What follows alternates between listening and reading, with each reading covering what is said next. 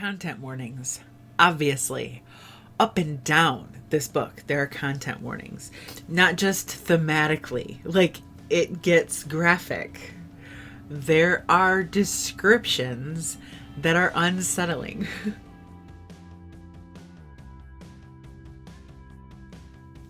Hi everybody, welcome back to my channel. Today I want to talk to you about Hangman by Jack Heath. This is the book that won in the thriller category of my TBR tournament, and you guys wanted me to read it. I really wanted to read it, and I've read it. So here we go. Brief synopsis on this book. It is the first in a series of books about an FBI consultant called Timothy Blake, and Timothy is kind of an expert or a genius at solving puzzles, riddles, and it makes him really good at solving crimes. He's very observant. He catalogs information very quickly and very easily, and he's able to make amazing deductions because of that. The thing that drew me to this book is the fact that Timothy Blake is a pretty morally ambiguous character, because every time that he helps the FBI save a life, he also has to take a life. First, I will say that if The Troop by Nick Cutter is the most disgusting book that I've read, and it is, and if Brother by Anya Alborn is the most twisted book that I've read, then The Hangman by Jack Heath is hands down the most disturbing thing I have ever read, and I loved it. The synopsis doesn't make any mention of why Timothy kills people. I don't know how I sought out this book, bought it purposefully because I was very interested in reading the second book. So I knew things about the second book as well. I don't know how I missed the fact, which is plastered all over Goodreads, that Timothy Blake is a cannibal. Timothy Blake eats people. And that's why he has to take a life every so often. That's his reward. That is the deal that he has worked out with, one of the authoritative figures of the FBI. Like, that man stumbled on Timothy Blake consuming someone. However, he wouldn't have seen it if he hadn't also been doing something questionable at the time. And so the two of them worked out a sort of uncomfortable deal where Timothy will consult, Timothy will aid the FBI, and he will be gifted with death row inmates. You find that out very early in the book, which is why I think people have felt comfortable just revealing that, even though it's not included in the synopsis. So just a few short pages in, my mind was blown. I was shocked. And I'm sorry to rob you of that particular experience, but I don't know how else to encourage you yet warn you at the same time about reading the book. Because on one hand, it's very procedural.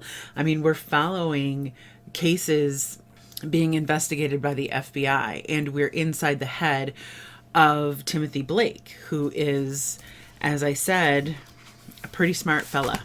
The book is told in first person all the way throughout, which I also really like, and I'll get to that. But it's gruesome at times. And I think that the cannibalism idea itself is something that a lot of us are kind of desensitized to. I mean, one of the most popular crime thrillers and the most famous cannibal is Hannibal Lecter. So I think that the actual cannibalism part we're all sort of desensitized to, but this book treats it very specially. It's treated very differently in my mind than Hannibal or Silence of the Lambs. For instance, Timothy Blake is not necessarily comfortable with the fact that he is a cannibal.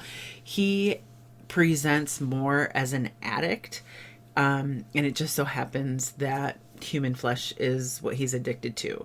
He experiences withdrawal symptoms if he doesn't get human flesh on a regular or consistent basis. He doesn't appreciate it. He doesn't like it. He suffers, a little bit, it's not extreme, but I feel like the character does suffer a little bit of self-hatred and can't really pinpoint, or doesn't at least reveal, his knowledge of why he is this way until the reader learns that information from another character, which is hands down the most disturbing part of this most disturbing novel that I've ever read. But you know, I read books to be affected. I read books to experience emotional catharsis. And this book did that. It's pretty intense.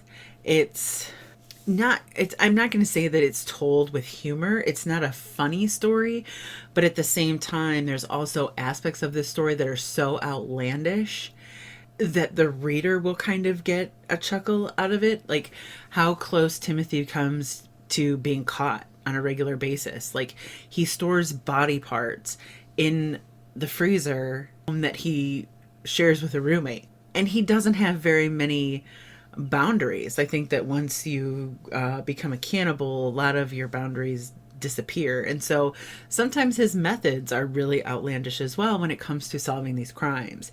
He's not opposed to drugging witnesses in order to get them to reveal information. He's, when I say morally gray, like probably the most morally gray character. He does some stuff. And I'm trying not to take it to a cheesy level because I really want to say things like I devoured this book one day. I read this book in one day.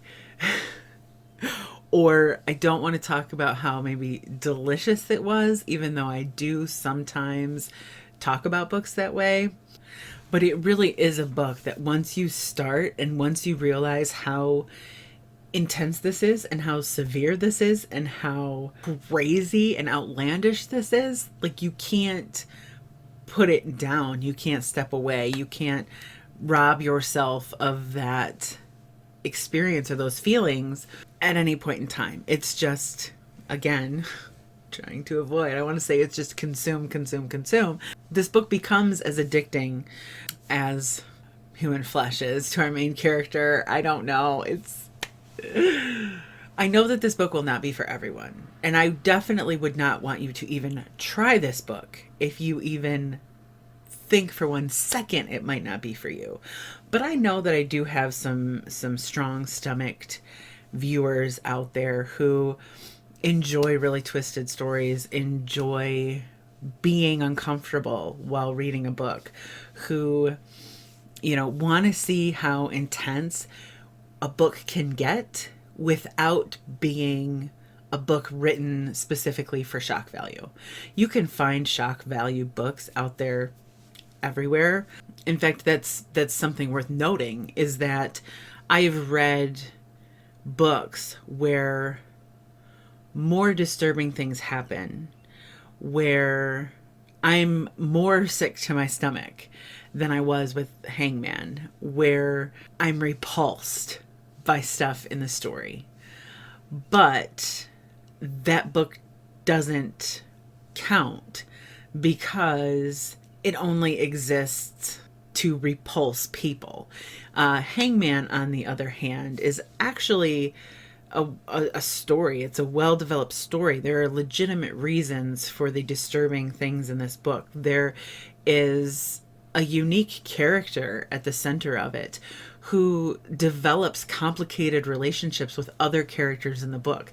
Like, there's nothing about this that is cheap or trying to get by on shock value alone. There is an aspect to this character and to this story that is incredibly shocking and incredibly disturbing. But the book is good. The story is good. I appreciate that. And that's what makes it so enjoyable, even though it's so uncomfortable. I say all that to say that, you know, it is a 5-star read for me, and it succeeds at being the best extreme example while still having a genuine story. And I think that that's what I'm always chasing, and and I think that some of you are as well. You want to read a book that elicits the most intense emotion from you, that keeps ramping up in intensity, because we read so much, we get desensitized to really common things in literature. I mean, serial killers, for example. And while Timothy Blake is technically, yes, a serial killer, but if that's just what he was, if that's all that he was, how would this book stand up to Dexter, for example? We've been there, we've done that. You know, we've had somebody working for a law enforcement agency who kills people. So, you know, we're desensitized to that, been there, done that, we've seen it. We're constantly, as readers, I think, chasing new experiences. At least those of us who hang out in genre fiction, hang out in mystery thriller, hang out in those corners of literature that tend to be high drama or high action or what have you. I mean, we need to constantly find newer and more creative ways to tell stories that we've technically heard before. That's what Hangman was for me. Content warnings. Obviously, up and down this book, there are content warnings. Not just thematically, like it gets graphic. There are descriptions that are unsettling. And again, I'm not often unsettled. I mentioned that recently talking about Fantasticland. I'm not frequently unsettled. I was hella unsettled. And I'm trying to figure out where to place Hangman on the lists in my head. Hangman isn't really a book that is a representation of my kind of thriller. It's a crime novel. It's mystery thriller. There is a mystery. Who did it? We're trying to figure out who did it, and not necessarily what happens. And so it walks a very strange line. On top of that, it's horrifying. Like, I don't know. I felt a lot of the same feelings reading this book that I would typically feel reading a horror novel, even though fear wasn't one of them. So I'm guessing like the absence of fear makes it not a horror novel. However, I guess I could say that this is my favorite mystery, my favorite crime mystery, my favorite mystery in the subgenre of crime. Like, here we go with the genre thing. I hate genres. But when you talk about John Marr's The One, or Samantha Downing's My Lovely Wife, those are two of my favorite thrillers of all time. And Hangman doesn't fit in that list. Hangman is a favorite, but I can't say Hangman is a favorite thriller. So do I say Hangman is a favorite crime thriller? Sure. Do I say Hangman is my favorite mystery? Sure, maybe, probably, why not? You know, ratings are great on Goodreads, 3.88, and yet it's polarizing. There aren't a lot of people who are like, well, it was just okay. There are a lot of people who are like, this book was great, or I had to DNF this book, I couldn't take it. So I'm curious to see where everybody who watches my videos, where you all fall on that spectrum with something like Hangman. The writing I enjoyed. I thought it felt frantic at times, which that's great. Timothy Blake felt frantic at times. So I think that the writing was very appropriate to the subject matter. And I also think that the writing helped it feel less procedural than other procedurals. So this book is written in first person, which I like in this case. And I can't say that I have a preference all of the time, because I don't. I think that point of view is something that needs to be considered on a story-by-story basis. I can't say in a blanket statement, I like all of my thrillers to be third person. That's not true at all. So I don't like all of them to be first person, but the story is written in first person, which I think works really well in this case. And it lets you into the mind of Timothy Blake to both experience his addiction, to experience his fear, his self-hatred on a lot of levels. It makes him more likable when you're talking about a protagonist that is this gray. A protagonist that is unredeemable. I would go so far as to say that Timothy Blake might be unredeemable. Then we have to sympathize with him in some way. We have to like something about him. And I can't tell you exactly like what that is, and I think that it will be different for everybody who reads this book, but I can tell you that I think that first person is a great vehicle to get the reader there, to get the reader to that point, so that I think that a lot of people who DNF'd this book, or a lot of people who hated this book, probably never got to that point. And that's okay, because nobody wants a protagonist that they literally cannot root for, cannot stand, cannot root for. So in order for you to root for Timothy, the author has to do a really good job at making him fall into your favor, basically. The other really interesting thing about the book, and it's one of the characteristics of Timothy Blake that I mentioned, is that he's really good at solving riddles. So I don't know that I would say he's a con man. He probably started out as a con man.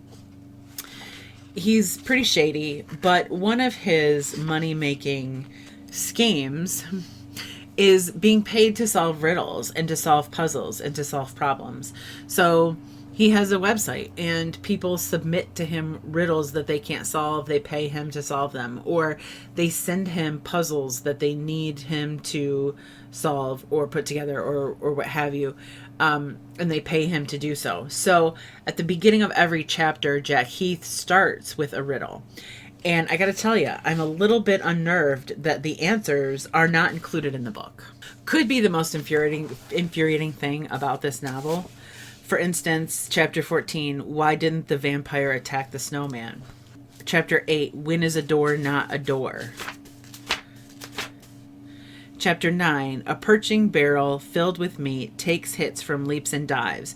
Look inside, but do not eat. The meat in there is still alive. What is it? A cheat sheet? Like, could I get next time, Mr. Heath, the answer page in the back of the book? That would be awesome. If you know the answers, maybe you don't. Maybe you just compiled a bunch of riddles that you don't really know the answers to, but it's driving me crazy. So just a really entertaining book all the way around, even though some people's definitions of entertaining are a little bit different. Definitely accomplished what I wanted from the book. I got to feel what I needed to feel, and I enjoyed the writing and enjoyed loathing Timothy at the same time that I was rooting for him. I mean, there's just a lot about this book that works for me. It just also happens to be really, really disturbing. So let me know down in the comment section below if you are likely to pick up Hangman, or if you're not, what are the reasons why? Not that that's a huge mystery, but I'm interested to know if it's fear of gore or just opposition to the cannibal subject matter to begin with. Jack Heath did comment on the video, I believe, where I mentioned Just One Bite, an anticipated reads video, and said thanks, and he hoped that I enjoyed it. And so when I finished the book, like immediately upon finishing it, like the pages had barely come back together, I replied to that message and was just like, dude, seriously? I don't know what I just read, but I loved it. So if that helps sway you as well, Jack Heath is a nice dude who appreciates booktubers. Let me know in the comments section down below if you plan to read Hangman, or if you definitely 100% plan to stay away. Let me know if you think that there's a way that I could convince you to read it, because I would really like to do so, as long as it would be more enjoyable for you than it is upsetting. If you have any questions about something that I may not have addressed, or if you want to know exactly how bad it gets, leave those for me in the comment section down below as well. Thank you so much for watching, and I will see you all very soon.